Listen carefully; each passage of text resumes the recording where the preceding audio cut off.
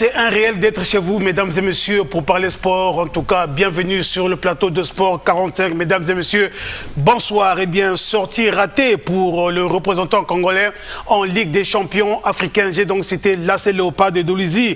En tout cas, au premier tour préliminaire de cette compétition, en tout cas, les Fauves du Niari ont été battus par le CR Belouizdad d'Algérie sur le score de 2-0. En tout cas, dans cette émission, nous y reviendrons en long et en large. Et puis, nous reviendrons également sur la mise en place du bureau de la commission électorale indépendante du côté de la Fédération congolaise de judo et discipline associée. Eh bien, pour les circonstances, nous recevons sur ce plateau le président de cette commission qui n'est autre que Alain Guy Mendom. Alors, monsieur le président, bonsoir. Bonsoir. Bienvenue sur ce plateau. Merci. Mesdames et messieurs, en tout cas, Alain Guy Mendom ne sera pas seul sur ce plateau. Il sera bien évidemment en compagnie. Non, pas en compagnie, puisque chacun vient pour parler de ses problèmes. Nous serons tous ici sur le plateau avec M. Chérubin Kodia. Lui, il n'est autre que l'expert international en droit économie du sport, plus précisément le handball. Il est également expert du handball auprès du gouvernement béninois dans le cadre, bien évidemment, d'un développement du projet sportif. Alors, M. Chérubin Kodia, bonsoir. Bonsoir, mon cher Merci d'être venu sur ce plateau. De rien, merci beaucoup. Mesdames et messieurs, le décor étant planté, nous allons très rapidement aller dans le développement de Sport 45 de ce soir. Eh bien, nous allons ouvrir l'émission de ce soir par la lettre que la Fédération internationale de football, association FIFA en sigle, a adressée au gouvernement congolais par rapport, bien évidemment, à la crise que connaît le ministère en charge des sports et la Fédération congolaise de football. Mesdames et messieurs, à propos donc de cette correspondance, je ne vous en dis pas plus. Suivez plutôt ce reportage d'Evra Tikasumba qui décortique cette correspondance de la FIFA, comme je vous l'ai dit. Suivez. L'instance mondiale de football vient de se prononcer sur la crise qui prévaut entre le ministère en charge du sport et la Fédération congolaise de football. Dans une correspondance datée du 16 août, la Fédération internationale de football, association FIFA en sigle, a pris bonne note du contenu de la lettre du ministère en charge des sports du 13 juillet dernier qui notifie sa décision de suspendre provisoirement l'autorisation de la Fédération congolaise de football d'occuper les stades en raison d'une motion de défiance adressée au comité exécutif de la FECOFOOT par certains clubs d'élite du football congolais. Ainsi poursuit la correspondance. Il nous est difficile de comprendre les motivations du ministère de suspendre une telle autorisation. Nous notons par ailleurs les irrégularités que vous avez soulignées en relation avec la dite motion de défiance et constatons que les signataires de la motion ne semblent avoir fourni aucune preuve à l'appui des soupçons de corruption et de matchs arrangés du championnat national de football. Dans cette même correspondance, la FIFA tient à rappeler que chaque association membre de la FIFA jouit d'une indépendance et d'une autonomie à préserver de toute ingérence extérieure, qu'elle soit étatique ou autre. Les associations membres de la FIFA sont en effet statutaires, tenues de gérer leurs affaires de manière indépendante et sans influence indue de tiers comme le stipule l'article 14, alinéa 1 et l'article 19 des statuts de la FIFA. Au vu de cette situation, conclut la lettre, et afin de permettre aux activités sportives de la Fédération congolaise de football et de ses membres de reprendre le plus rapidement possible, la FIFA exhorte les parties concernées à chercher le dialogue et à trouver une solution à la situation actuelle dans les plus brefs délais. Cette lettre de la FIFA, qui invite les deux parties à l'apaisement, a été signée par Kenny Jean-Marie, directeur de la division association membres. Voilà, mesdames et messieurs, je voulais annoncer dans la vitrine de cette émission que le représentant congolais en Ligue des champions africaine, en tout cas, l'AS Léopard a raté sa sortie au premier tour préliminaire aller de cette compétition africaine. En tout cas, les Fauves du Niari qui ont bénéficié d'une préparation plus ou moins efficiente, on le dira, avaient en face de cette équipe de l'AS Léopard une équipe du CR Belouizdad d'Algérie. Rien que lorsque vous apprenez là où cette équipe d'Algérie a préparé ce premier tour des préliminaires, en tout cas, l'équipe était d'abord du côté de l'Espagne et s'est envolée du côté de la Turquie où l'équipe d'Algérie a eu des rencontres amicaux de haute facture devant une équipe de l'AS Léopard d'abord qui a démarré sa préparation très en retard et lorsqu'elle vient démarrer la compétition en retard, elle joue les matchs amicaux avec quelle grosse pointure devant, sinon que les petites équipes du côté de Madingou, plus précisément la sélection de Madingou et ici à Brazzaville, mesdames et messieurs, les Fauves du Niari ont eu droit à un seul match amical, et bien c'était face à la sélection de Brazzaville. Mesdames et messieurs, en pareille circonstance, il ne faut pas rêver que dans une telle préparation, vous allez aller loin dans cette compétition africaine. Eh bien, le score de 2-0 en témoigne. Mais nous avons quand même vu ce jour-là, mesdames et messieurs, une équipe de l'AS Léopard qui n'a pas quand même manqué, qui a eu des occasions de but, mais l'irréalisme devant les buts a été au rendez-vous. Les poulains du coach Hugo Ndjina, malheureusement, Hugo Ndjina n'était pas sur le banc de touche.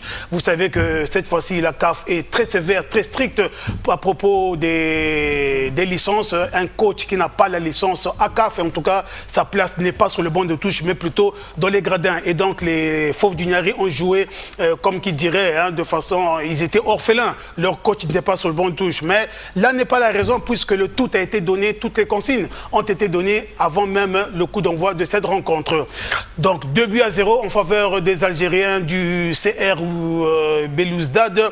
Le premier but, mesdames et messieurs, a été inscrit à la 32e minute par Abderrahmane Méziane et le deuxième but qui a cloué au pilori les Congolais, en tout cas, a été inscrit à 6 minutes de la fin du match, à la 84e par Mohamed Kassel. Voilà, je ne vous en dis pas plus.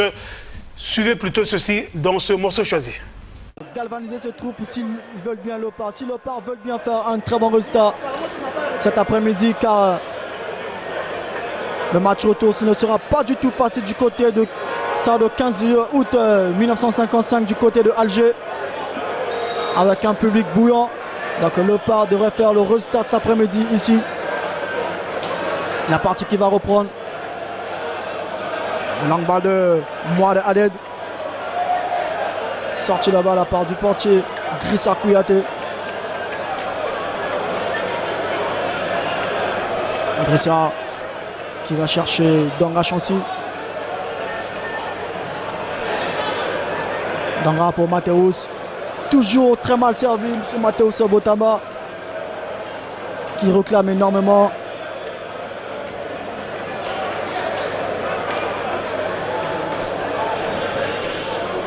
Attention, barre de camp pour l'Algérien. Attention. Attention. Alors, les mêmes deux joueurs. Qu'est-ce que ça fait? C'est l'ouverture du score. Le CR Belouizdad vient de surprendre tout le monde en ouvrant la marque ici au stade Avancement Samaleba à la 31e minute. Quel but magnifique après avoir déposé deux défenseurs de l'AS Léopard.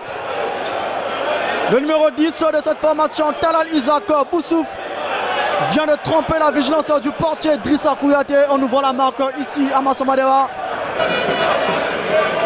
Double changement effectué par l'entraîneur Corentin da Silva Martins du CR Belouizdad. Faute, c'est l'arbitre Ousmane Diakité. Après ce pseudo de défenseur algérien sur Osebi Direka. Danga Chansi. De Danga. Dégagement du défenseur algérien Mohamed Nouassef Kassef. Récupération à la part de Abderrahmane Méziane. Abderrahmane face à Landogras. Attention Abderrahmane. Abder pour Benguit. Benguit qui rejoue derrière pour Chaibi. Chaibi pour Mohamed Aziz. Mohamed Aziz pour Jacques Tanelo. Jacques Tanelo. Passe complètement manqué de Jacques Tanelo. Repasse de Moussafou Deschamps. Moussafou Deschamps. Balle perdue. Récupération de Méziane. Attention. Abderrahmane Méziane. Balle de contre. 4 contre 4 pour les Algériens. Méziane. Attention. Frappe. C'est le but. Deuxième but des Algériens. Marqué par le latéral Mohamed Nouassef Kassef. Ce latéral très offensif de Shabab Redi Belouizdad vient de fusionner le portier de Fauves du Niari en doublant la mise ici au stade Alphonse Massomadeba. Pour les visiteurs, Léopard est mis à terre par cette formation algérienne. Mené 2-0 à 6 minutes de la fin de cette partie.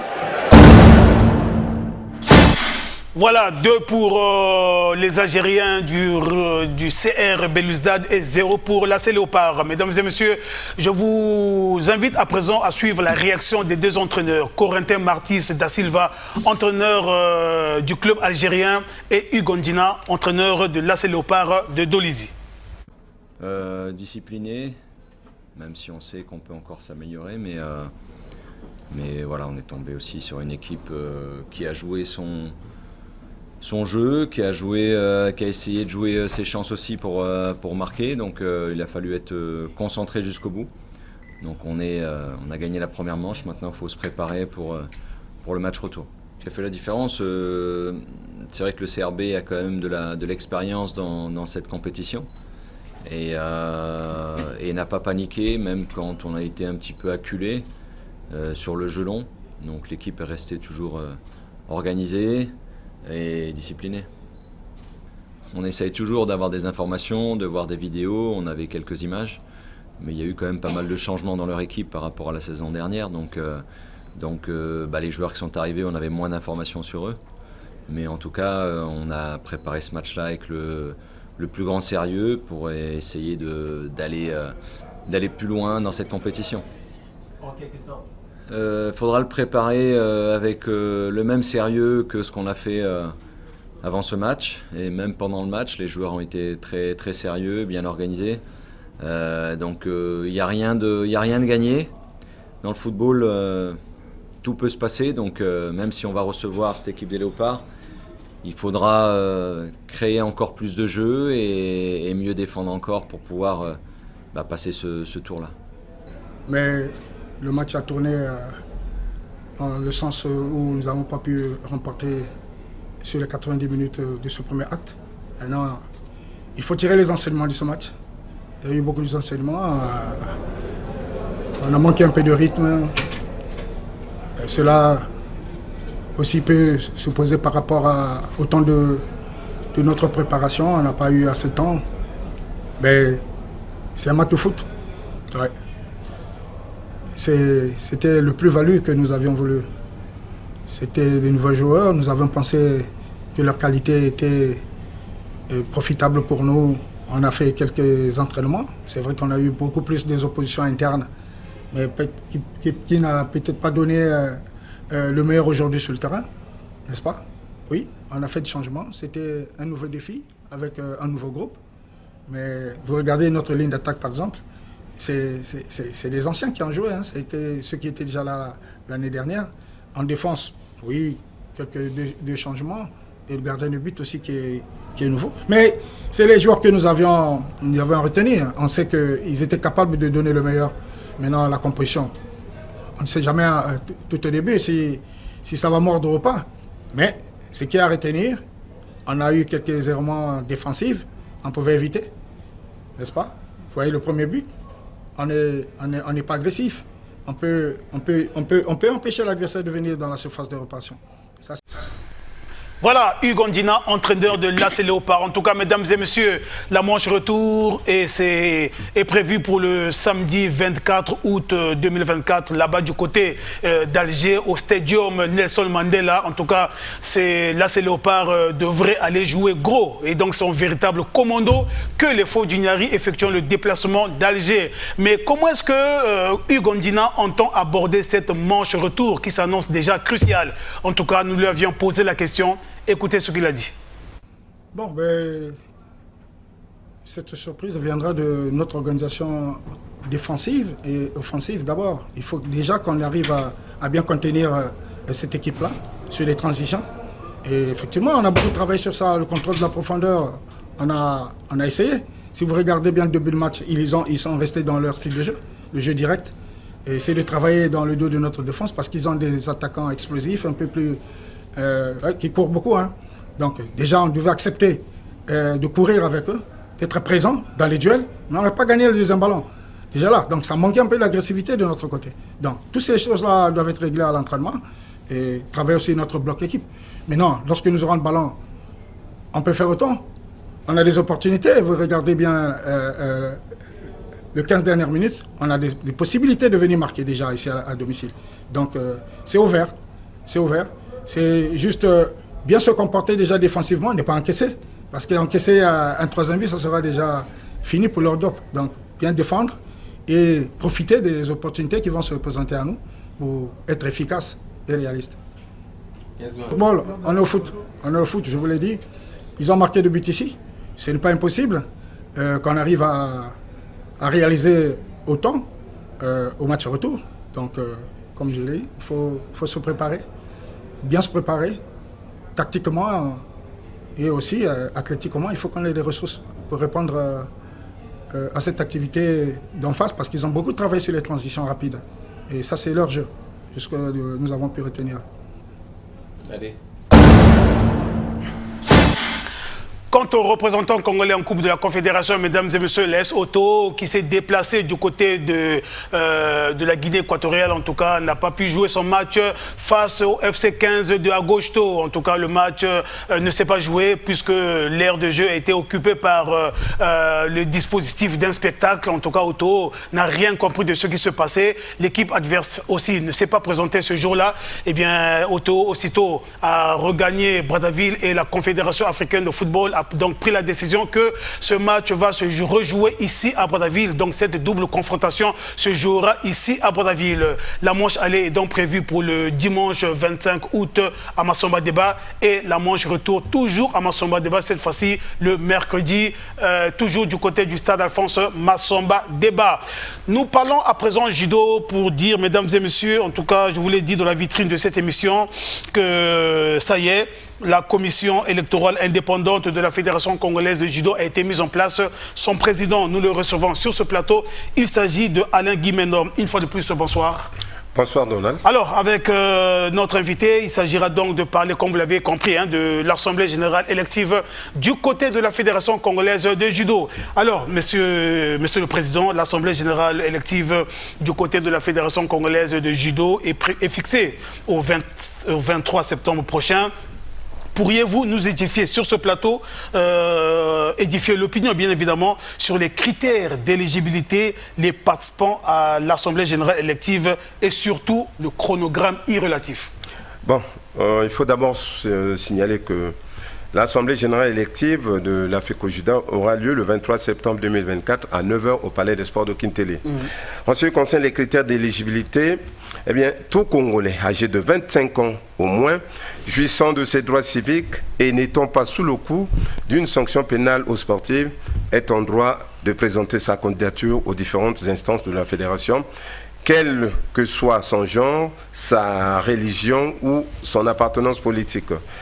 Pour le poste de président, parce que c'est ça le nœud. Exactement. Pour le poste de président de la fédération, le candidat doit avoir pratiqué la discipline, être ou avoir été dirigeant d'un club unidisciplinaire ou multidisciplinaire, d'une ligue, d'une association affinitaire à la fédération, avoir été actif comme athlète officiel, membre d'une association affiliée à la fédération, au moins 2 ans lors des 2 dernières Olympiades. Être résident au Congo 1 an, depuis 1 an. Maintenant, pour les autres membres du bureau exécutif fédéral et du commissariat aux comptes, les candidats doivent avoir pratiqué la discipline, être ou avoir été dirigeant d'un club unidisciplinaire ou multidisciplinaire, d'une ligue, d'une association affinitaire à la fédération, avoir été actif comme athlète officiel, membre d'une association affiliée à la fédération, au moins 1 an lors des 4 dernières années. Voilà, en ce qui concerne... À propos du corps électoral... non, on n'a pas fini, on était encore là sur... sur le chronogramme. Plutôt sur les critères d'éligibilité, tout à fait. Alors, oui. en ce qui concerne donc les participants à l'Assemblée générale, j'ai ici la Bible avec moi qui n'est autre que la circulaire 1707, relative aux instructions pour la tenue des assemblées générales et électives des fédérations sportives nationales. Donc c'est la Bible pour tous. Ainsi donc les participants à l'assemblée générale élective sont les présidents des ligues départementales, les représentants des clubs unidisciplinaires ou multidisciplinaires en activité, qui ont participé au moins à un championnat national en catégorie senior homme ou dame lors de l'Olympiade en cours. Il y a également les candidats et tous les représentants doivent être dûment mandatés. Une seule procuration est autorisée par participant. La procuration doit avoir le contre-signe du directeur départemental des sports et de l'éducation physique de la circonscription administrative. Alors, l'autre question, il s'agissait donc du chronogramme. Le chronogramme, voilà, oui, le chronogramme. j'ai ici devant moi le chronogramme. Ainsi donc, du 13 août au 3 septembre 2024, dépôt de candidature. Le 4 septembre 2024, publication de la liste provisoire des candidatures. Du 5 au 8 septembre 2024, réclamation pour tout le monde. Le 8 septembre 2024, publication de la liste des candidatures validées et publication du corps électoral. Le dépôt des candidatures se fait au siège de la Fédération congolaise de judo, au sein du lycée de la Révolution, où est basée la CEI, avec copie obligatoire à la Direction générale des sports. Voilà. Ok, d'accord, nous allons retrouver Alain Mendom tout à l'heure. Nous allons à présent d'abord parler du rugby dans cette émission avec le championnat national qui s'est déroulé samedi au stade annexe du stade Alphonse Massomba Débat. Avant donc le démarrage des hostilités, le président de la Fédération congolaise de rugby a délivré un message à l'endroit de l'assistance. Suivez Biscay Bidje. Une fois de plus, c'est un grand jour pour notre discipline sportive qui n'est autre que le rugby. Il y a de cela 3 semaines, ici même, je vous annonçais que on devrait organiser le championnat national. Et nous voici aujourd'hui. Ce qui a été promis est réalisé aujourd'hui. D'autres ne croyaient plus à ce championnat national. Mais je vous avais promis qu'il était juste question d'heure et d'organisation, on allait y arriver. Tout à l'heure, vous allez compétir sur l'aire de jeu. Je demande à tout un chacun de vous une prise de conscience. Je reprends, une prise de conscience. Je ne vais pas entendre à la fin qu'il y ait des blessés, qu'il y ait des jambes cassées et qu'il y ait des gens qui se sont retrouvés à l'hôpital. J'étais en train de vanter que notre sport, c'est vrai que c'est un sport d'hommes, mais aussi c'est un sport qui est très doux, contrairement à ce que les gens disent et interprètent de notre sport. Aujourd'hui, une fois de plus, nous allons prouver à ceux-ci qu'on peut jouer au rugby, on peut le pratiquer sans se faire mal. Au cours de ce championnat national, mesdames et messieurs, plusieurs rencontres se sont déroulées aussi bien en dames qu'en messieurs. Et bien, au nombre desquelles la finale messieurs qui a opposé Toro face au stade Brazzavillois. Victoire du stade Brazzavillois par 19-12. Suivez tout ceci dans ce morceau choisi.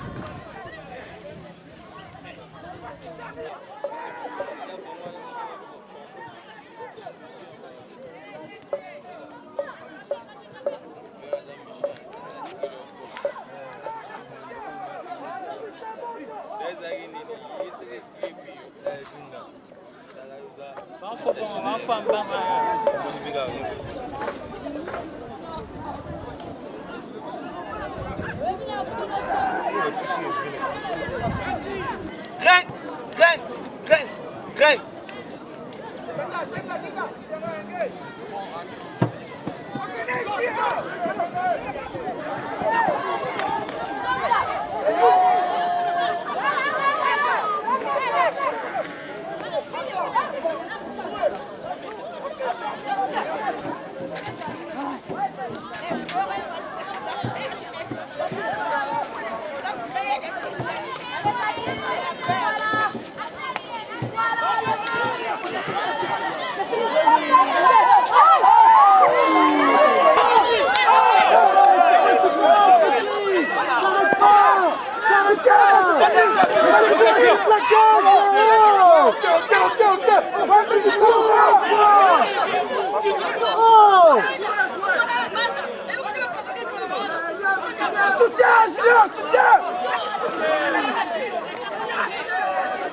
C'est bon, vas-y aussi là.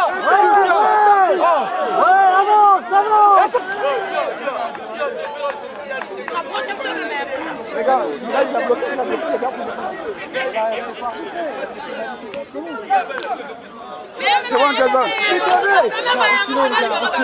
Reculez les gars, reculez. Bien. C'est pas le coach qui décide.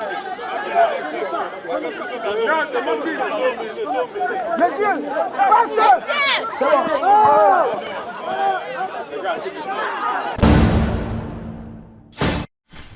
Il s'est agi, mesdames et messieurs, comme vous l'aviez constaté, du rugby à 7. Nous allons à présent suivre la réaction de l'un des joueurs vainqueurs de cette finale. Eh bien, il s'agit de Alvin Chris Mbemba. Lui, il est joueur du stade Brazzavillois.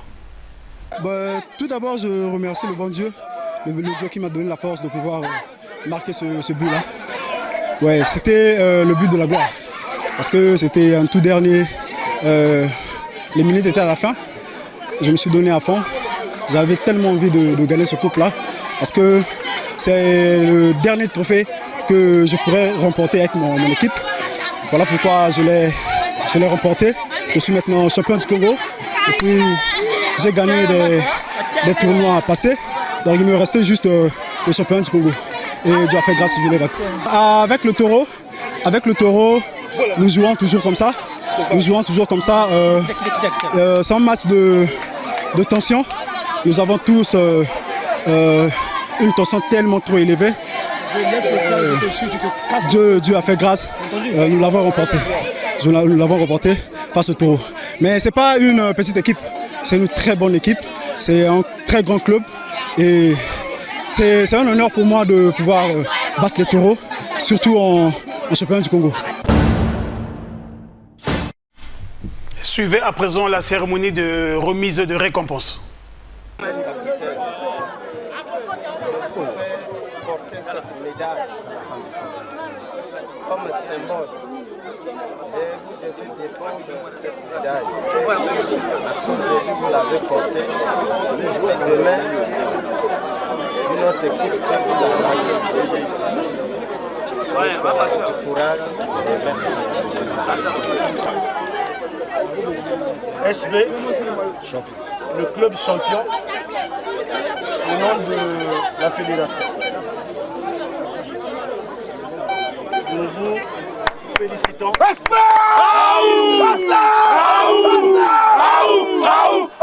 Joli! Joli toujours!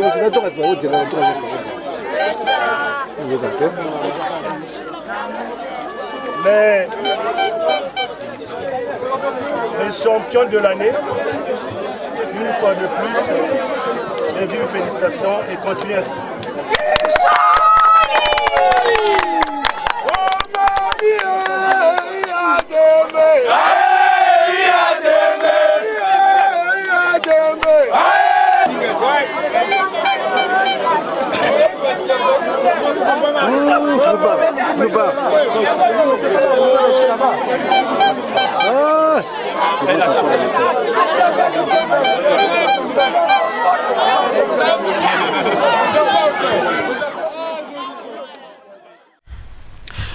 Mesdames et messieurs, c'était là donc le championnat national de rugby, en tout cas finale homme remporté par Stade Brazzavillois au détriment du club Taureau par 19 à 12. Le deuxième invité de cette de notre émission. Eh bien, il s'agit de Chérubin Kodja, expert international en droit, économie du sport au handball, expert du handball auprès du gouvernement béninois dans le cadre, bien évidemment, d'un projet de développement sportif. Alors, Doyen, une fois de plus, bonsoir et soyez les bienvenus sur ce plateau.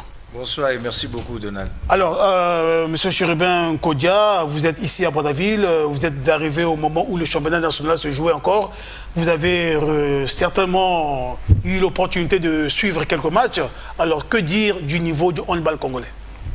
Bon, j'ai eu à assister aux demi-finales et aux finales. Il faut dire que ça fait quoi? Ça fait à peine un an que je suis parti, donc je connais très bien le niveau de notre handball. C'est pas nouveau, ça n'a pas changé. Il faut simplement se dire que en tenant compte des statistiques et des résultats actuels du handball congolais, le Congo c'était il y a 2 décennies champion en dames, vice-champion en hommes. Donc les filles devaient tout le temps jouer la finale et les garçons au moins dans le carré. Aujourd'hui les dames sont 4e, il n'y a qu'à suivre le dernier tournoi de Luanda, là où les 4 équipes, les 4 meilleures équipes dames d'Afrique sont croisées. Nous étions donc 4e, donc dernier, et les garçons sont 9e. Bon, cela veut tout dire, qu'il y a donc une régression. Et hier, il y a quelques jours, j'ai suivi les demi-finales et les finales. Je voulais tout de suite vous dire que ce que j'ai vu ne reflète pas la réalité sur le terrain, parce que la finale a opposé 2 équipes qui, à mon sens, n'étaient pas les meilleures. Je ne sais pas pourquoi. Est-ce que c'est un problème au niveau des managers? Est-ce que ce sont les joueurs? Est-ce que c'est l'organisation? Et même la finale des dames, c'est une finale à 20 buts d'écart. Alors quand vous voyez une finale 20 buts d'écart à un championnat national, c'est qu'il y a quelque chose qui ne va pas. Il faut donc chercher à réfléchir, savoir pourquoi ça ne va pas, parce que sinon, au niveau africain, nous aurons toujours des déboires. Voilà. Êtes-vous prêt à apporter votre expertise, bien évidemment, aux côtés de la nouvelle équipe de la Fédération congolaise handball qui sera mise en place d'ici peu, puisque les Olympiades nous sommes déjà arrivés à la fin des Olympiades. La circulaire du ministre est claire, les élections, nous savons bien évidemment que l'Assemblée générale c'est en septembre. Et donc, est-ce que M. Chérubin Kodja, en votre qualité d'expert, êtes-vous prêt à apporter votre expertise auprès de ceux-là même qui seront élus à la tête de la Fédération congolaise handball? Ceux qui seront élus, je les connais tous.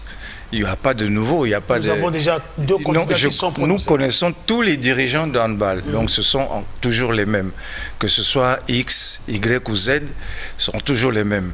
Et il s'agit plutôt du système qu'il faut changer. Ce n'est pas le problème des dirigeants. Franchement, ce n'est pas le problème des dirigeants. Aujourd'hui, quand vous regardez, Pointe-Noire, par exemple, qui nous fournissait toutes les joueuses sélectionnées en dames, on ne joue plus au handball. J'étais là il y a quelques jours, il n'y a pas d'équipe de handball féminin. Où est-ce que vous allez trouver maintenant les joueuses de l'équipe nationale, puisque c'est Pointe-Noire qui nous les fournissait? En garçon, il n'y a que 3 équipes. Et vous regardez ici, j'ai suivi le championnat national, au niveau des équipes dames, bon, il y en avait 4. Parce qu'en réalité, il y a des équipes doubles. Quand tu regardes, on me dit DGSP, c'est aussi Grain de Sel. Quand on me dit à Cali, ou Cali, c'est aussi Auto. Donc, c'est les mêmes équipes. Donc, finalement, en réalité, il n'y a que 4 équipes. Ça, c'est un problème. Il faut d'accord partir du fait que remettre les enfants sur le terrain, qu'on puisse jouer au handball. On ne joue plus au handball. Et quand les enfants sont maintenant sur le terrain pour jouer au handball, il faut la formation de base. On ne forme pas correctement nos enfants.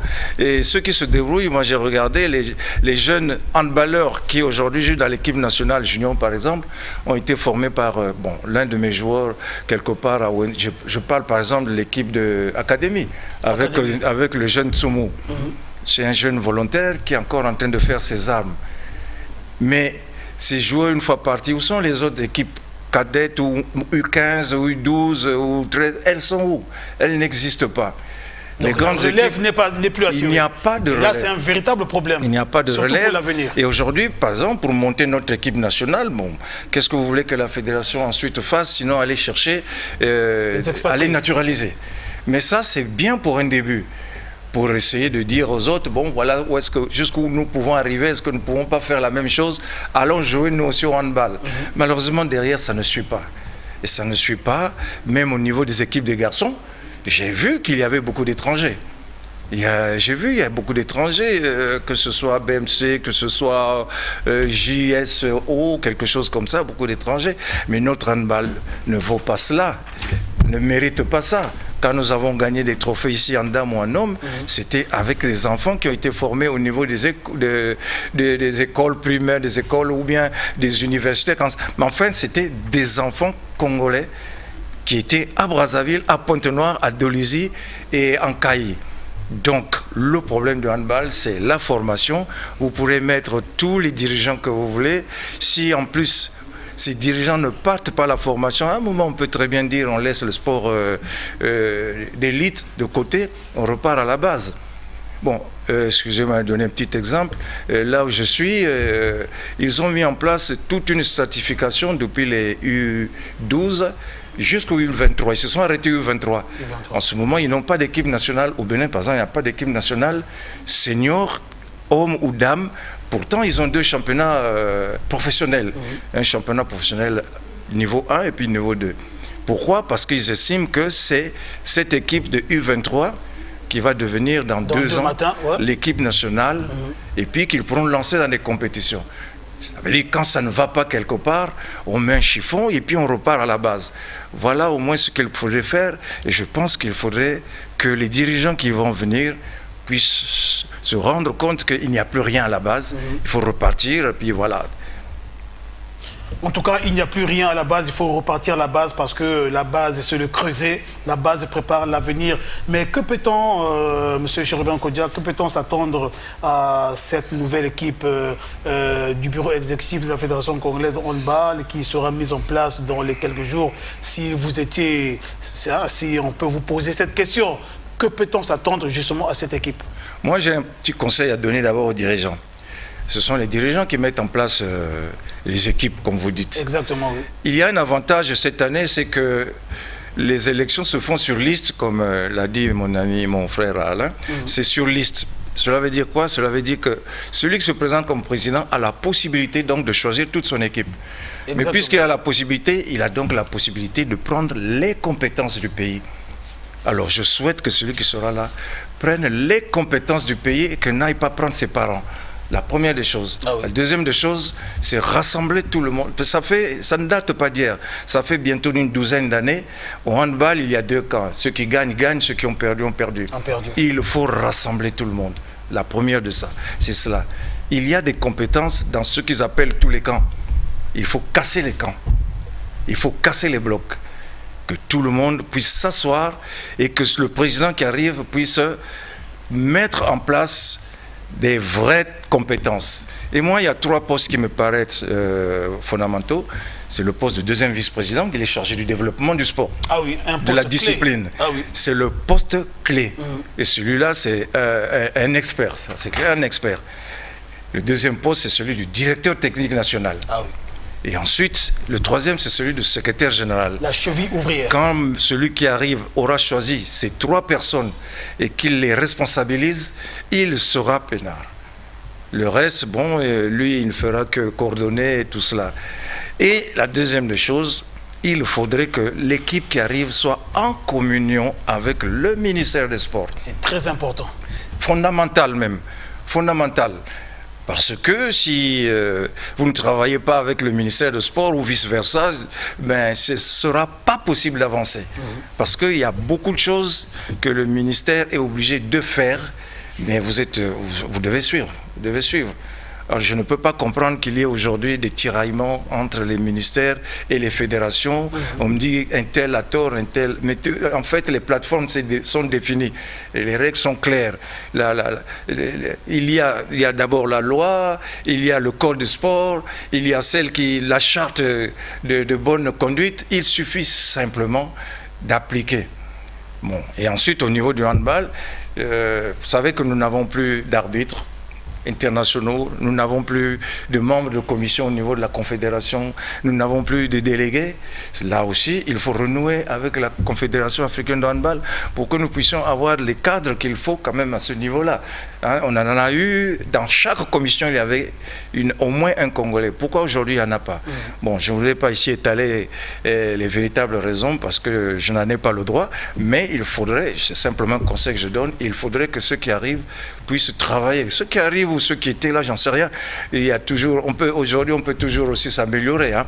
Donc, il faudrait qu'on en arrive là, à ce que je suis en train de dire, et rassembler tout le monde, travailler avec le ministère, travailler avec la Confédération, repartir à la base, repartir dans les ligues, relancer le handball des jeunes au niveau de Pointe-Noire, d'Olizier, Nkaï. Ce sont eux qui nous ont fourni jusqu'à présent tous les joueurs. Et je pense que d'ici peut-être 6 ans, en mettant en place un bon développement, un bon projet de développement, je ne suis pas un directeur de campagne quelque part, mais c'est quand même des idées que je lance comme ça. Et on pourrait peut-être, d'ici 6 ans, revenir au moins parmi les 4 meilleures nations d'Afrique. Voilà, en tout cas, une expertise qui est mise à la disposition des potentiels candidats à la tête de la Fédération congolaise de handball. Nous reviendrons avec notre expert Chérubin Kodia tout à l'heure pour son mot de fin. Mais je vous ai dit, mesdames et messieurs, qu'ils sont 2 sur ce plateau. Guy Alain Mendombe, président de la commission électorale indépendante du côté de la Fédération congolaise de judo et discipline associée. Alors, monsieur le président, que dire du corps électoral et des postes à pouvoir? Bon, en ce qui concerne le corps électoral, il est composé comme suit. Il s'agit donc des représentants des clubs unidisciplinaires ou multidisciplinaires en activité qui ont participé au moins à un championnat national en catégorie senior homme-dame lors de l'Olympiade en cours, 1 voix par club. Il s'agit donc des présidents des ligues départementales dont les clubs ont participé au moins à un championnat national en catégorie senior homme ou dame lors de l'Olympiade en cours.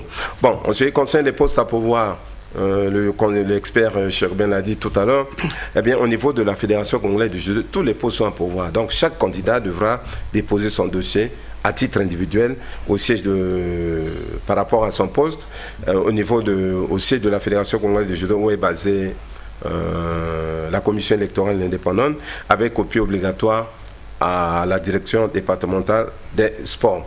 Voilà, donc c'est pas sur la base des listes comme ça se passe ailleurs. Alors, pour terminer, monsieur Chérubin Kodia, expert Confédération africaine handball, y a-t-il un détail qu'on a oublié, qu'on aimerait bien évoquer au cours de cet échange? Oui, bon, moi je vous ai parlé du développement qui doit partir des jeunes, mais il faudrait dire qu'il n'y a pas que les associations sportives qui devraient former les jeunes. Moi, je pense qu'il faudrait aussi que le gouvernement, à travers le ministère des Enseignements, puisse s'y mettre. Et nous autres, nous avons été formés à l'école. Il faudrait relancer les activités au niveau du sport scolaire pour pouvoir avoir aussi une base de détection. Les associations, d'un côté, et l'école de l'autre feront que nous puissions avoir une grosse base de détection et commencer surtout très jeune. Le handball, aujourd'hui, on commence à former les enfants à partir de CM1, c'est-à-dire à l'âge de 8-9 ans. Hein, il ne faudrait pas commencer à 14 ans, c'est un peu trop tard. Voilà ce que je voudrais mettre un peu à la disposition de mon pays pour que ceux qui ont la maîtrise ou bien la paternité de ce que je suis en train de dire, que ce soit au niveau de l'enseignement ou au niveau des associations, puissent travailler dans ce sens. Alors, pour terminer très rapidement, l'ancien président de la Ligue départementale, non, pas l'ancien, le nouveau, il est toujours là pour l'instant, le président de la Ligue départementale de handball de Brazzaville, Avicenne Nzikou, est candidat aux prochaines élections du côté de la Fédération congolaise de handball. Est-il temps pour lui ou bien il fallait qu'il attende encore? C'est le seul candidat. Pour l'instant, ils sont 2 parce que le sortant ne s'est pas encore prononcé. Ah, d'accord. Mais si M. Nzikou est candidat, moi je pense que c'est un jeune qui a fait ses preuves au niveau de la Ligue de Brazzaville et ensuite c'est un handballeur. Et c'est très important. Quand vous avez vécu la chose, quand vous avez grandi là-dedans, vous avez la possibilité aussi de mieux appréhender les choses. Et bon, je ne voudrais pas peut-être influencer, mais je sais aussi que c'est un garçon très ouvert. Bon, voilà, je vais peut-être m'arrêter là et je peux lui souhaiter bon vent. Voilà, mesdames et messieurs, complètement terminé. Nous recevions sur ce plateau Chérubin Kodia, expert international en droit économique du sport au handball. Il est également expert du handball auprès du gouvernement béninois dans le cadre d'un projet de développement sportif. En tout cas, il n'était pas seul sur ce plateau. Il était avec monsieur Guy Alain Mendom en sa qualité de président de la commission électorale indépendante du côté de la Fédération congolaise de judo et discipline associée. Voilà, complètement terminé, mesdames et messieurs. Quant à moi, je vous dis au revoir. Restez toujours en compagnie des programmes de votre chaîne de prédilection, la DRTV Internationale. Au revoir.